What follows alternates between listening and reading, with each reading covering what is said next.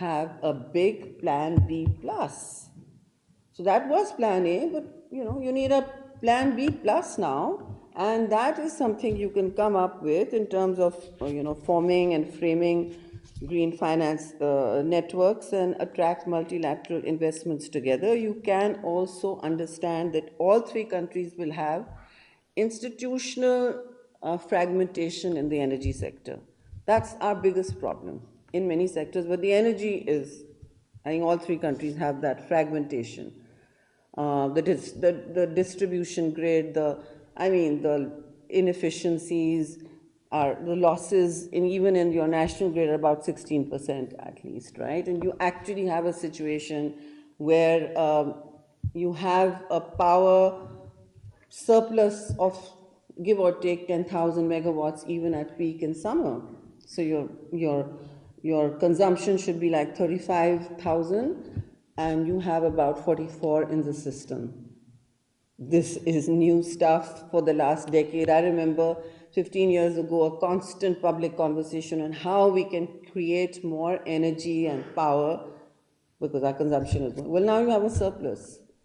So the math is not impossible. It needs rethinking. It needs transactions and deal making, because obviously there are commitments in the power sector and you can't be an irregular contractual environment. If people think or investors think that now you're constantly changing tariffs, right, then you don't have predictability that an investor wants. That's just 101, investment 101, right? So NEPRA and all have done that with wind power in Sindh. And they're being constantly asked and tasked to stay on a stable, predictable tariff. So renegotiation is also tricky. It impacts your investment environment entirely. And that's a big need for Pakistan. So these are really the challenges as I see them. I could have talked to you about the challenges of international finance. I think we all know them. And Ambassador Salim also spoke about them. So this is my view. I think that we can develop a transition dialogue. It's really a dialogue right now.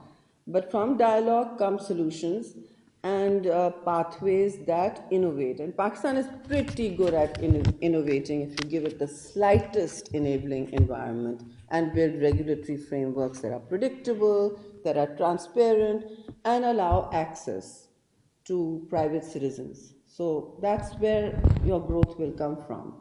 And with those words, I'm going to say thank you very much. And I do have to apologize that I have to leave because this is how my day is panning out today on several day jobs right now. So thank you very much.